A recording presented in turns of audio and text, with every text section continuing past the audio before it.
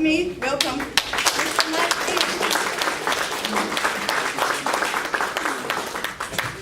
Well, good morning, everybody. I am so happy to be here. I think Lee was asking me if I needed a cup of coffee, but I don't. And I see you. You're my cup of coffee. I feel so energized. I wanted to, first of all, thank my very, very good friend, Helen, for inviting me here today. Nancy. Nancy.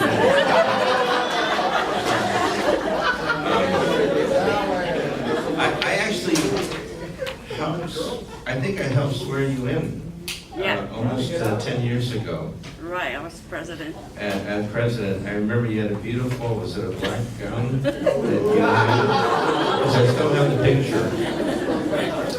And Nancy is the program chair, and I also believe that you are one of the officers of, is it Cotai Realty? Yes. Is that right, Vice President? So when we saw each other about a month ago. July 4th. July 4th. I'm losing everything besides my memory. So thank you so much. It's really the relationship. And Susie, thank you for allowing me to be on the same podium as our president. And I remember, actually, in terms of the board, I think I've known almost all of you. I know Helen. Is Helen here today? No, he's in the leadership. Giuseppe, Ling Chow, Kevin, Chad, Thomas, Yin,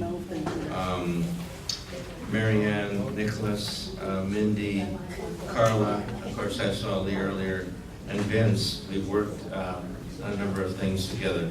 So let me just, how many hours do I have? It's very dangerous because lawyers get paid by the word and politicians get paid by the day. So I want to just try, everybody know, how many of you feel that realtors add to the economy? Of course. Yes. Property values, property taxes, We don't sell a house, jobs. nobody eats. Exactly. So when I became a community college trustee for America's largest college, we have 250,000 students in 9 colleges. I was aware of the benefits of higher education, better paying jobs and a secure career. But I have a question for you. How does having a college education or any higher education impact home ownership? That's really the question that I was facing. Because, as you know, there's a crisis in affordable housing. And that crisis came home to our community college system when we found out that 1 out of every 5 students is homeless, has no place to sleep. So that's why I started the first urban college campus housing program. But there have been some studies that link education and home ownership. The link is right here, besides the sausage links. Is there any sausage links today? The link is I'm from the education world, and you're the world of home ownership. So let me give you some interesting facts that have come out from 3 studies within the last year. Bachelor's degree holders, in other words, if you have a bachelor's degree, you enjoy home ownership more than people that have an AA degree.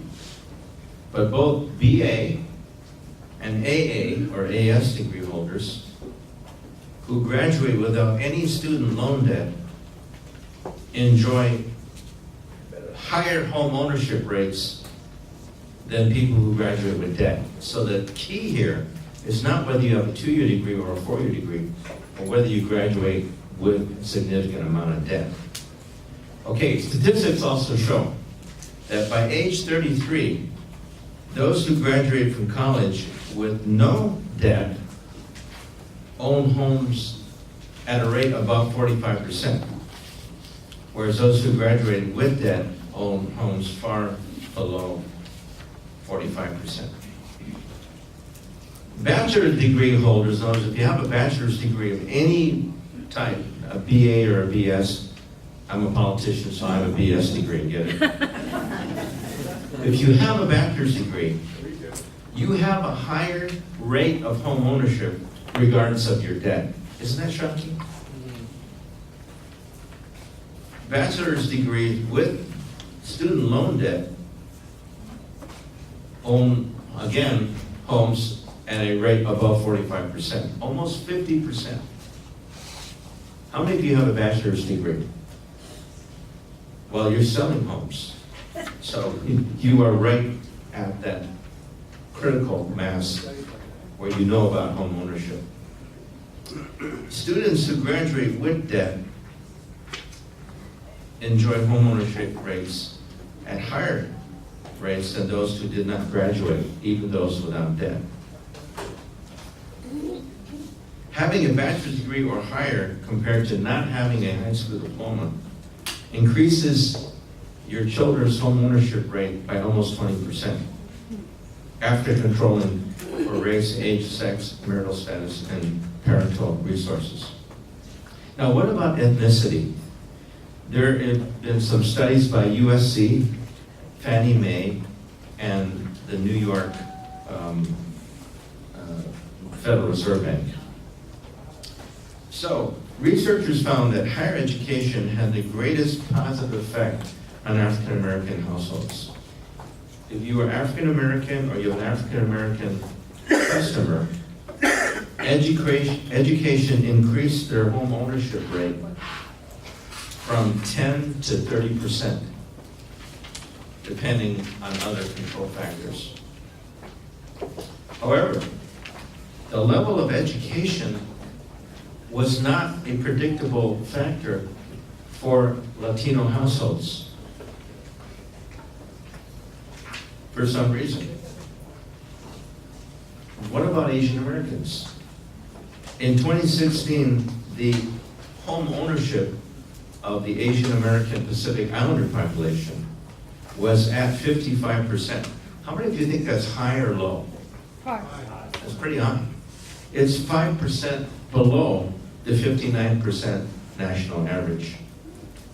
Now, why is there a change? When you read a statistic, sometimes the reason for that shocking change in statistics or below or above your expectations is because of what? Well, let me tell you, something happened in 2015. And do you know what that was? When they surveyed home ownership, Asian Americans used to be called other. You ever been called an other? You ever go to a movie and they say the other, do. Hey, that's me. I'm an other. The alien from outer space. Well, in 2015, because of a lot of the people in this room and the national and state and local realtors started saying, why isn't that Asian Americans aren't counted in that data? And so that's when the data began showing up, because you had a specific category. And that's why the reporting became a little bit unusual. So the importance of the Asian American data shows that we have one correlation that is very shocking that I'm going to save for about 2 minutes from now, so you'll stay with me. Now, how can parents, how many of you are parents? How many of you are children? I love it. That's true. You can be a parent and a child at the same time. Now, how can parents increase the likelihood of home ownership in addition to education? How many of you saw the U.S. News and World Reports released this a couple of days ago?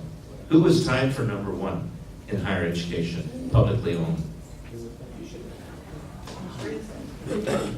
UCLA and USC were tied. UCI was in the top 10%, top 10.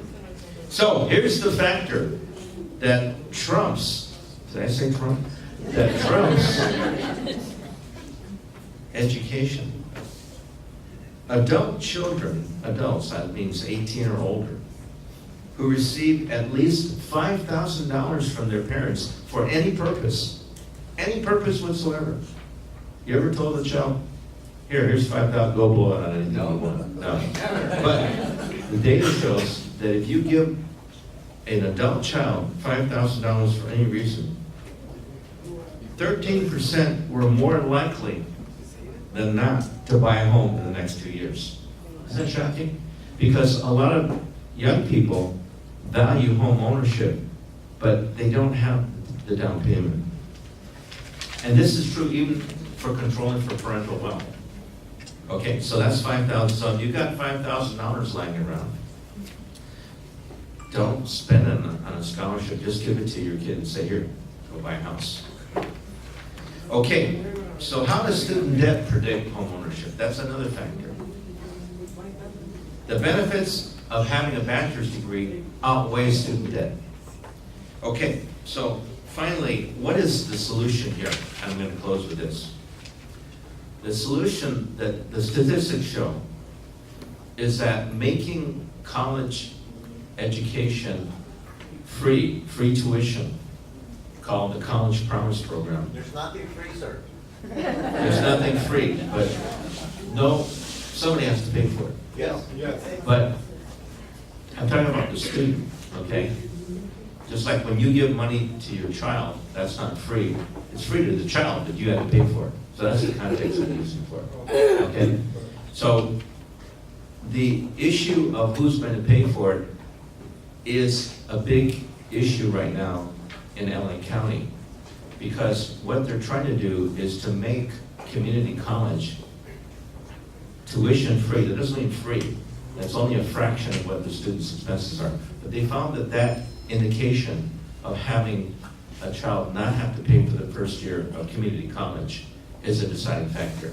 And they're funding it from businesses in the LA County, LA City area. So I want to, so the issue is the average student leaves school with $34,000 in debt. This is up 70% from 10 years ago. So if you add all the debt for every student, how many of you are still paying off your student loans? Any of you here? How many of you have children that are still paying off student loans? Okay. The combined debt is $1.3 trillion for the United States of America, if you had everybody out. So the question is avoiding the debt. So I want to close by asking you, which ethnic group do you think has the highest debt? Hispanic. Hispanics? Black. White. Caucasians? The highest rate of debt is in the Asian American community. No way.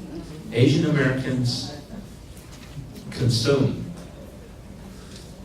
more scholarships and loans proportionally than any other ethnic group. So how many of you have clients that are in the Asian American community? How many of you sell or have an office in the Asian American community? You don't have to be Asian American, no? Okay, I see a lot of hands go up. So this should be very concerning to you. Because, let me close with this story. When I go and visit my friends, my constituents, I often go to the homes of the Asian American family. And contrary to the stereotype that all Asians own 3 Mercedes and all have homes in Beverly Hills, etc., etc., the average home that I go to are homes in which there are 3 people sleeping to 1 room. The cupboards in the kitchen are stocked with raw men. The clothes of the oldest go to the youngest. And if there is a car in the garage, it has a minimum of 100,000 miles.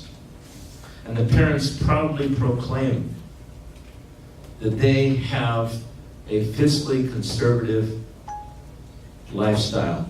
They don't waste.